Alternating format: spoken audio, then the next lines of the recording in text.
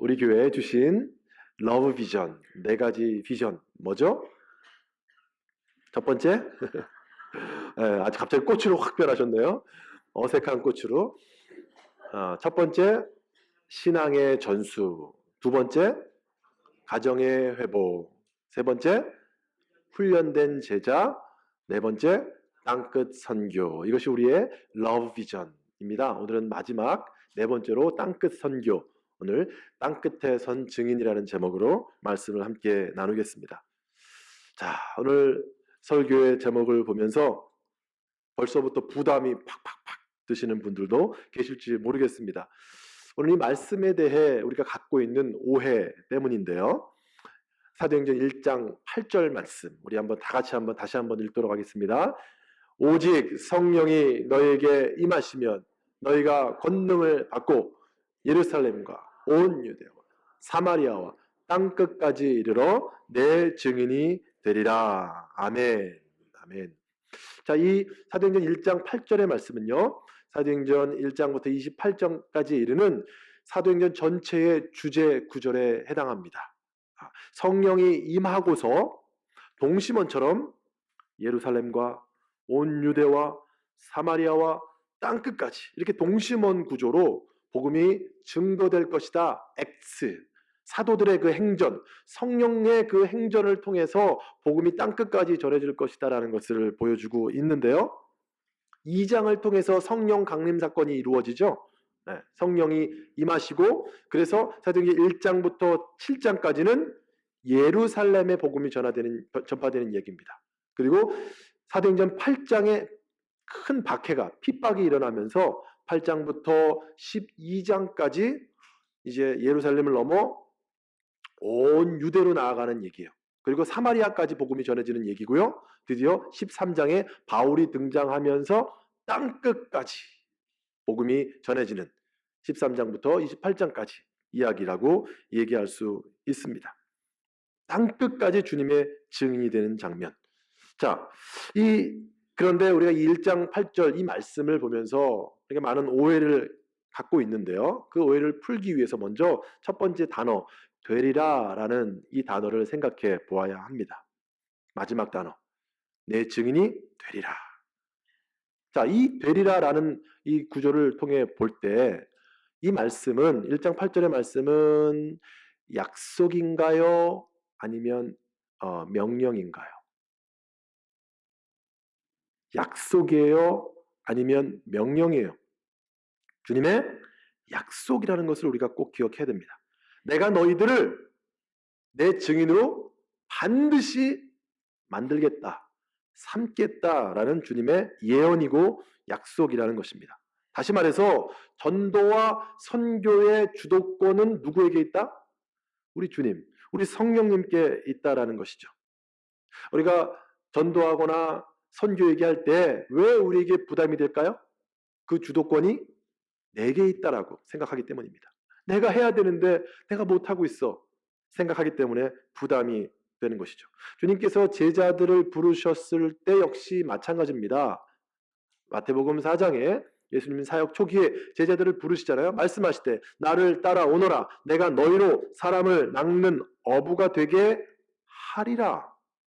사람 낚는 어부가 되어라 라고 하지 않으시고 내가 반드시 너희들을 사람 낚는 어부로 만들겠다라는 주님의 의지, 주님의 약속이라는 것이죠. 제자들에게 처음 하셨던 말씀과 주님께서 승천하시기 전에 마지막 남기신 유언의 말씀이 동일하다는 것을 우리는 알 수 있습니다. 주님께서 주도권을 갖고 내가 너희들을 증인으로 만들겠다라는 것입니다. 이 사실이 너무나 중요해요. 왜 전도나 선교가 우리에게 부담이 될까요?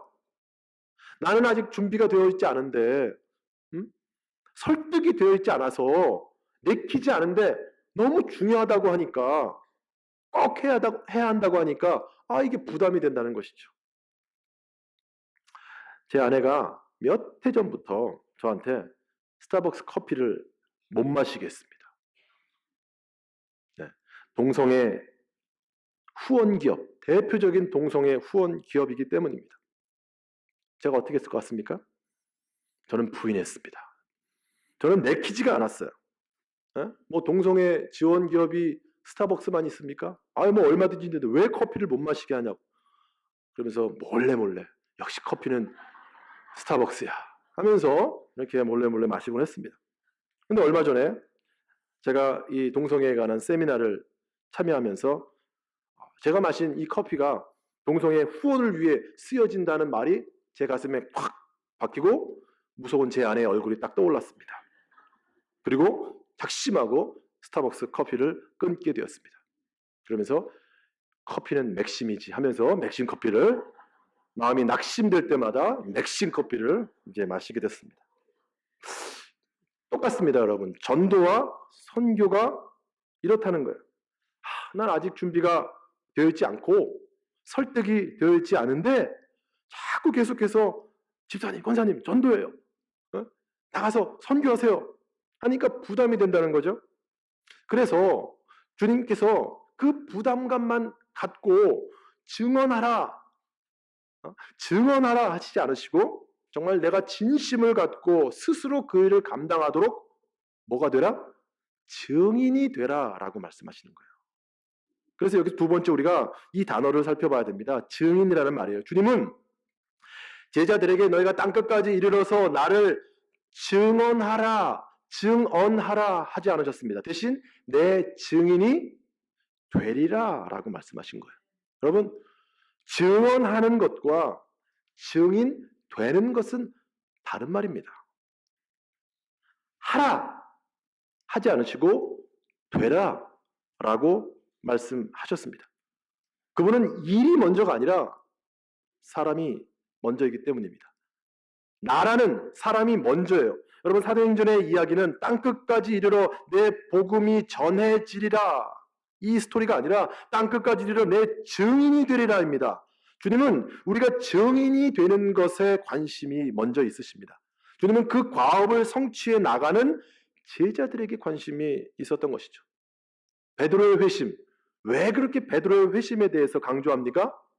베드로가 이루게 될 사역 그 전에 주님은 그 한 사람, 바로 베드로를 증인 만드시는 것에 관심을 갖고 계시기 때문입니다. 바울의 회심 얘기 사도행전에 세 번이나 나옵니다. 왜 그렇습니까? 그에게 맡긴 사역이 먼저가 아니라 주님의 관심은 바울 그 자신에게 있다라는 것이죠. 여러분, 이것이 주님의 일하심의 패턴입니다. 사도행전은 부족한 제자들이 성령에 의해서 증인이 되어가는 이야기인 것입니다. 그들이 행한 일, 사역 자체보다 그들의 변화에 초점을 두고 있는 것이죠. 전도는 그 과정 속에서 자연스럽게 진행되는 일입니다. 증인되면 저절로 증언하게 되기 때문입니다. 증인되지 않았는데 자꾸 증언하고자 하니까 부담이 되고 그 속에서 위선이 나오게 된다는 것이죠. 존 스토트 목사님이 생각하는 그리스도인이라는 책에서 우리 신자들의 믿음의 세 기둥이 있다고 했습니다. 그것은 암과 그리고 우리의 삶과 됨이라고 얘기합니다. 암과 우리의 삶과 됨. 믿음이요, 알기만 해요. 알기만 하고 알기만 하는 믿음은 어떨까요, 여러분? 머리만 있어요. 공허한 것이죠. 살만 있는 믿음, 살만 있는 믿음 어떻겠습니까? 삶이 없는 믿음, 힘이 없죠. 그런데 또 됨이 없는 믿음은 어떨까요? 되진 않았어요. 되진 않았는데 자꾸 행하라고 하니까 위선에 빠진다는 것이죠. 우리의 됨에 주님은 관심이 있는 것입니다. 증언하는 것 중요하죠. 하지만 그 전에 내가 증인이 되어야 돼요.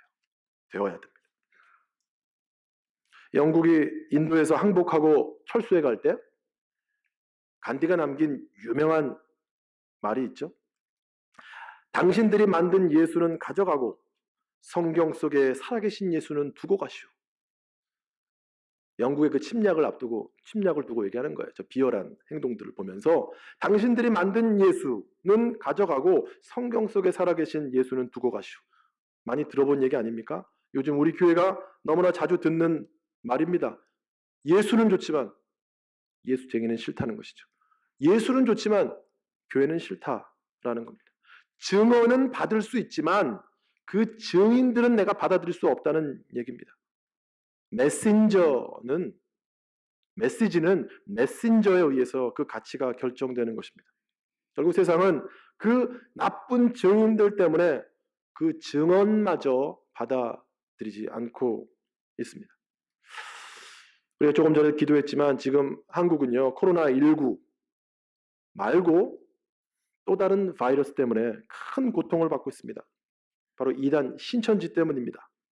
코로나 사태를 자기들이 뒤집어 쓰게 생겼으니까 이 주일에 흩어져서 그 교회나 성당으로 가서 예배 드리라고 그들 말로 지령을 내렸다고 합니다. 그게 뉴스에 나오고 있어요. 그렇게 해서 자기들에게 이 쏟아지는 비난을 희석시키겠다는 것이죠.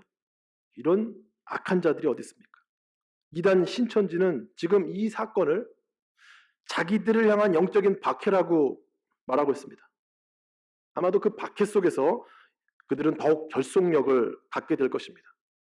하지만 그들의 포교는 큰 어려움을 겪을 것입니다. 왜냐하면 아무리 그 이만희 교주의 증언이 달콤해도 그 증인들이 악한 것이 만천하에 드러났기 때문입니다. 그래서 주님은 증언하는 것 이전에 우리가 증인 되는 것에 관심을 두고 계시다는 것입니다. 자, 그렇다면 이 1장 8절의 말씀이 정말 주님의 약속이라면 그 증거가 어디 있을까요?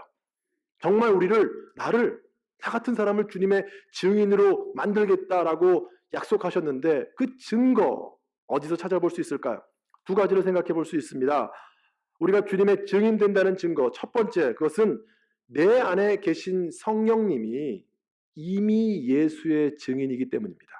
오직 성령이 너에게 임하시면, 내게 성령이 임하시는데 그분이 이미 메인 잡이 뭐라고요? 예수를 증언하시는 분이에요. 예수에게로 항상 화살표를 돌리시는 분이 성령님, 우리 안에 계신 성령님이기 때문입니다. 요한복음 15장 말씀 같이 한번 읽도록 할게요. 내가 아버지께로부터 너희에게 보낼 보혜사 곧 아버지께로부터 나오시는 진리의 성령이 오실 때에 그가 나를 증언하실 것이요. 아멘. 내가 주님의 증인이기 전에 우리 안에 계신 성령께서 예수님을 나타내는 증인이 되십니다. 그래서 우리 안에 거하시는 성령을 통해 우리는 너무나 자연스럽게 증인 될 수밖에 없는 것입니다. 성령께서 증인 되시기 때문에 우리가 예수의 증인 될 수 있는 것입니다. 이것이 성령의 귀한 사역이에요. 여러분, 성경에 나타나는 성령의 여러 가지 사역을 얘기하는데 4가지라고 얘기할 수 있습니다. 성령 얘기하면 막 익사이팅해집니다. 성령의 사역 4가지, 대표적인 4개. 그것은 성령의 조명하심이죠. 성령의 조명하심이라는 것은 말씀을 읽을 때 성경의 저자가 성령이시기 때문에 말씀을 깨닫게 하시도록 말씀을 조명하신다는 거예요. 깨닫게 하시는 거예요. 두 번째는 우리에게 성령의 열매, 9가지 열매를 맺게 하시는 분이 성령님이세요. 그리고 우리에게 각 사람들에게 은사를 주시는 분도 성령의 은사, 성령님이십니다. 그리고 우리를 인도하시는 분도 성령님이십니다. 누구에게로요? 예수님께로. 예수님께로 인도해서 어떻게 할까요? 예수님을 알게 하시고 예수님을 깨닫게 하시는 분이, 예수님을 알게 하시고 예수님을 닮게 하시는 분이 바로 성령님이십니다. 그래서 성령님이 우리가 예수의 증인 되도록 만들어 주신다라는 것이죠. 우리를 예수께로 인도해서 예수를 알게 하시고 그리고 예수를 닮게 하시는 분. 자, 그런데 우리가 여기서 성령에 대한 오해를 좀 벗어야 돼요. 오직 성령이 너에게 임하시면 너희가 권능을 받고, 이 권능이라는 말 뭐 수도 없이 들었을 거예요. 원어로 둔나미스, 여기서 이제 다이너마이트가 나왔다고 얘기하면서 이 권능을 받는다, 성령이 임하면 권능을 받는다, 이 말씀 때문에 우리의 오해가 성령을 어떤 이 에너지처럼 말이죠, 무슨 바카스처럼 이걸 마시면 뭐 대단한 힘이 막 솟는 것처럼 이 성령님을 이렇게 에너지처럼 어떤 물질처럼 생각하는 경향이 있습니다. 그렇지 않죠. 성령님은 분명히 인격이십니다. 성령님이 내게 오시면 막 로봇 기계처럼 선교하는 기계, 전도 기계처럼 막 나가는, 우리의 의지와 상관없이 그렇게 작동하는 기계가 된다? 그게 아니라는 것이죠. 성령님은 인격이세요. 인격이신 성령께서 내 안에 들어오셔서 나로 하여금 예수를 증거하는 증인의 삶을 살도록 인도하신다는 겁니다. 어떻게 인도하실까요? 성령께서 우리를 예수께로 인도한다고 했어요. 그래서 예수를 알게 하고 깨닫게 하고 예수를 닮게 한다고 했는데, 왜 우리가 예수를 닮으면 예수의 증인이 될까요? 왜 우리가 예수를 닮으면 예수의 증인이 될까요? 왜냐하면 예수님이 먼저 나의 증인 되셨기 때문입니다. 내가 주님의 증인 되기 이전에 주님이 나의 증인 되셨기 때문입니다. 계시록 1장 말씀 같이 한번 읽습니다. 또 충성된 증인으로 죽은 자 가운데서 먼저 나시고 땅의 임금들의 머리가 되신 예수 그리스도로 말미암아 은혜와 평강이 너에게 있기를 원하노라. 아멘. 예수님이 증인 되셨다는 것, 우리의 증인 되셨다는 의미예요. 그것도 충성된 증인이셨습니다. 이 땅 가운데 주님께서 오신 목적이 바로 이것이죠. 재판장 되신 하나님 앞에서 이렇게 말씀하십니다. 수병이가 죄를 지은 것은 사실입니다. 죄를 지었기 때문에 마땅히 죽어야 됩니다. 그러나 그 죄를 위해 제가 대신 죽었습니다 하시면서 보여주시는 것이 있습니다. 못자국난 손을 보여주시는 것입니다. 그것이 바로 주님의 증거인 것이죠. 주님은 증거를 가진 증인이십니다. 그래서 마태복음 10장 32절에 보면 이렇게 말씀하시는 것입니다. 같이 읽겠습니다. 그러나 누구든지 나를 부인하면 나도 하늘에 계신 내 아버지 앞에서 그를 부인할 것이다. 말씀이 약간 빠졌는데요. 누구든지 사람 앞에서 나를 시인하면 나도 하늘에 계신 내 아버지 앞에서 저를 시인할 것이요. 그러나 누구든지 나를 부인하면 나도 하늘에 계신 내 아버지 앞에서 그를 부인할 것이다. 아멘. 부인한다. denial. 부인의 반대가 뭘까요? 오늘 말씀에 의하면 증언입니다. 증언. 주님이 나를 부인하지 않고 나를 증언하셨어요. 주님이 나를 증언하셨는데 내가 주님을 부인할 수 있겠냐는 것이죠. 주님께서 나의 증인으로서 죽으셨습니다. 그래서 성령께서 깨닫게 하시는 거예요. 그리고 주님 닮아라. 주님 닮아라. 내 안에 계신 성령께서. 성령에게 임하시면 우리가 주님을 닮아서 땅끝까지 이르러 주님의 증인 될 수밖에 없다라는 것이죠. 할렐루야. 우리 옆에 계신 분들 한번 격려합시다. 당신은 주님의 증인이십니다. 당신은 주님의 증인이십니다. 자꾸 당신이라고 하니까 너무 당신은 주님의 증인입니다. 자, 두 번째로 우리가 주님의 증인 될 수밖에 없는 증거, 바로 제자들의 변화. 제자들이 주님의 증인 되었기 때문입니다. 자, 오늘 제자들을 증인이라고 말씀드렸지만 무엇에 대한 증인이냐라는 얘기는 드리지 않았습니다. 그들이 뭘 증언했을까요? 제자들이 가는 곳마다, 베드로와 또 바울이 가는 곳마다 뭘 증거했죠? 무엇을 증언했죠? 예수의 부활입니다. 사도행전 살펴보십시오. 베드로의 메시지, 바울의 메시지에는 예수가 부활하셨다. 우리 죄를 위해 죽으셨지만 부활하셨다. 예수님의 죽으심과 부활하심에 대해서 증언하고 있는 것을 우리가 볼 수 있습니다. 여러분, 주님께서 부활하셨다는 이 놀라운 사실 여러분 믿으십니까? 참 믿음이 대단하신 분이에요. 근데 우리가 어떻게 믿을 수 있습니까? 예수의 부활이 지어낸 얘기가 아니라 사실이라고 증명하는 여러 가지 방법이 있어요. 여러분, 목사님들이 얘기한 뭐 여러 가지 설 들어보셨죠? 부활절마다 드는 얘기, 도적설, 그리고 또 뭐 기절설, 예수님 기절했다는 것이죠. 지어냈다는 거예요. 그게 아니라는 거죠. 또 환상설, 막달라 마리아가 환상을 봤다. 이것이 잘못됐다라고 얘기하면서 성경의 근거들을 얘기하고 과학적인 얘기로 설명하는 얘기를 여러분들 많이 설교를 통해 들어보셨을 것입니다.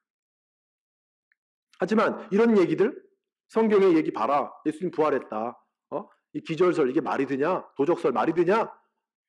이런 얘기 듣고 그들이 여러분 믿겠습니까? 하지만 그 누구도 반박할 수 없는 한 가지 사실이 있죠. 무엇입니까? 제자들이 변화됐다는 거예요. 이것이야말로 예수님 부활하셨다는, 예수님의 부활이 진짜라는 것을 증명합니다. 확실한 것은 배반자들이었던 그들이 순교자가 되었다는 것입니다. 겁쟁이들이 죽음도 두려워하지 않는, 죽음도 두렵지 않은 사자같이 용맹한 자들이 되었다는 이 사실입니다. 여러분, 이것이 왜 중요합니까? 오늘 주님의 약속의 말씀이 성취된 것을 의미하기 때문입니다. 하나님의 말씀, 이 1장 8절의 말씀이 진짜 성취됐구나, 증인이 되리라 약속하셨는데 정말로 부활의 증인이 되었다라는 것입니다. 되어라가 아니라 될 것이다 약속하셨는데 정말 그대로 그들이 부활의 확실한 증인이 되었다는 것입니다. 그들의 변화야말로 예수 부활의 가장 강력한 증거가 되었습니다. 주님 약속대로 그들은 주님의 증인이 된 것입니다. 그렇기 때문에 이 말씀은 이제 우리에게 역시 우리에게 한 말씀이기도 한 것입니다. 우리 역시 예수님의 이 약속 때문에 우리는 주님의 확실한 증인이 될 줄로 믿습니다. 예수의 증인이셨던 성령님을 통해 우리는 예수의 증인이 될 것입니다. 그리고 증인의 삶을 살다간 우리 믿음의 선배들을 통해 보았을 때 우리 역시 그들처럼 증인되어 갈 것입니다. 그리고 이것은 우리의 다음 세대에게도 동일하게 적용될 것입니다.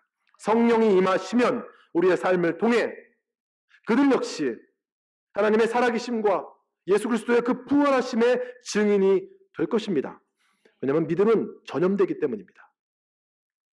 나쁜 바이러스도 전염되지만 여러분, 좋은 바이러스도 그 이상 전염되게 되어 있습니다. 내가 진짜 주님의 증인되면 내 자녀들 진짜 예수의 증인으로 변화될 수 있습니다. 파푸아뉴기니아에서 17년 성경 번역 선교사로 섬기셨던 안지영 목사님이 달라스에서 교회를 개척할 때 제가 부교육자로 함께 교회를 개척하며 섬겼습니다. 그분을 통해서 참 많은 믿음의 본을 배웠습니다. 목사님이 한국에 나가서 종교 비자를 받을 때 일이었습니다. 예나 지금이나 미국에 살다가 한국에 가서 종교 비자를 받는다는 것 굉장히 쉽지 않은 얘기입니다. 자, 한국에서 영사와 인터뷰하신 분들 여러분 기억해 보십시오. 그 영사와 인터뷰를 맞춰가는 그런 과정 중에 있었는데 약간의 문제가 생기면서 긴장감이, 위기감이 감돌기 시작했습니다.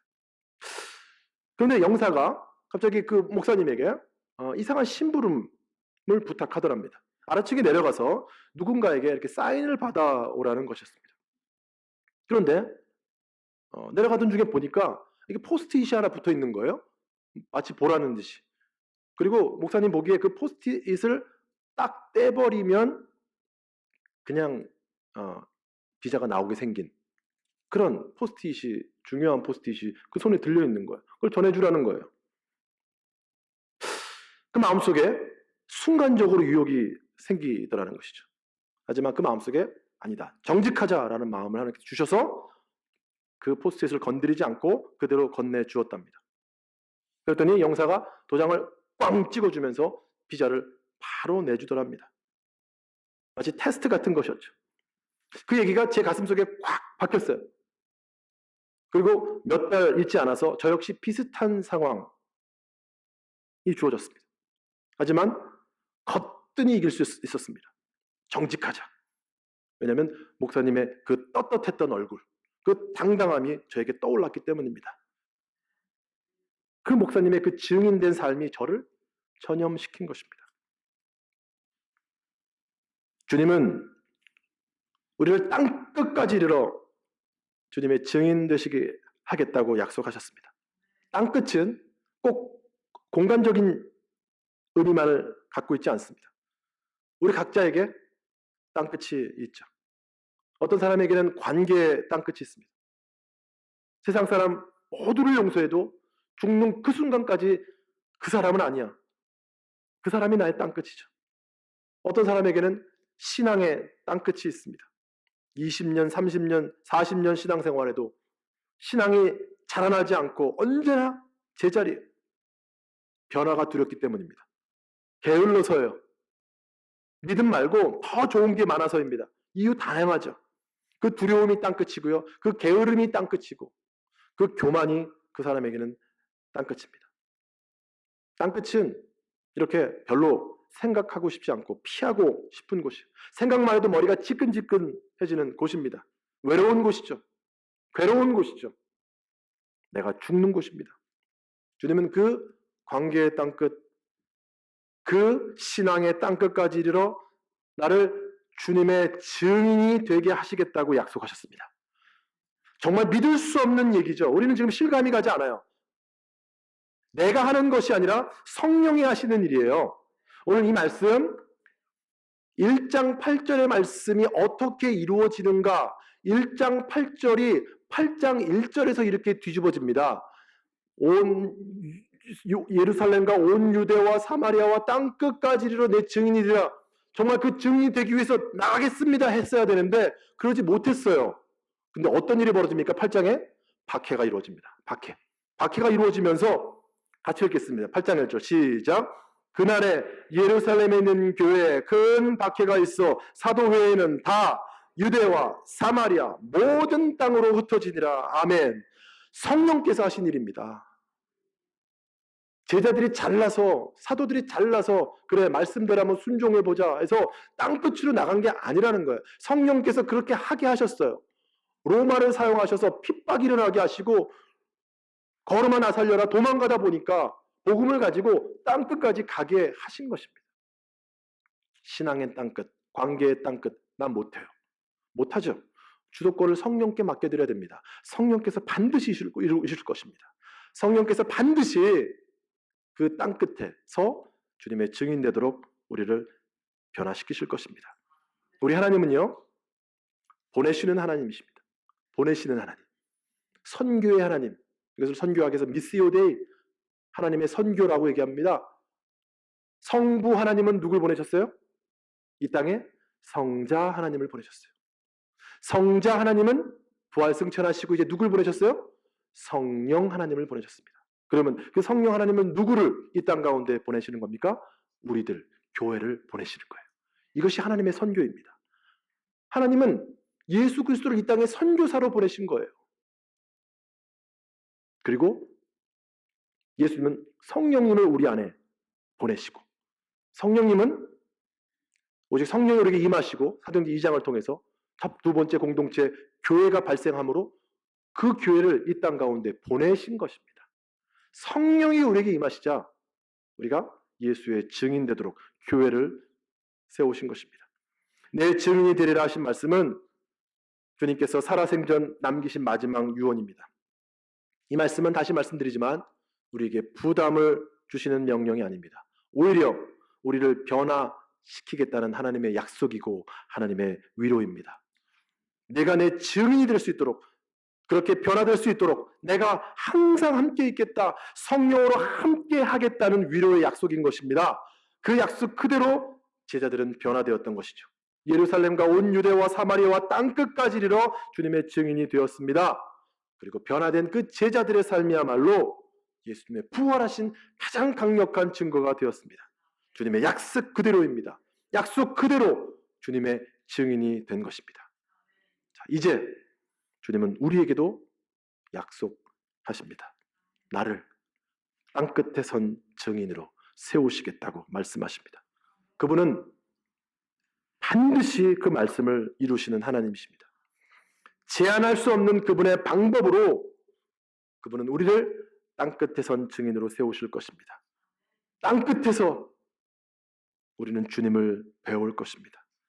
사랑하는 사랑의 교회 여러분, 이제 주님 만날 날 얼마 남지 않았습니다. 어차피 주님 만날 것 땅끝에서 우리 주님 만나야 하지 않겠습니까?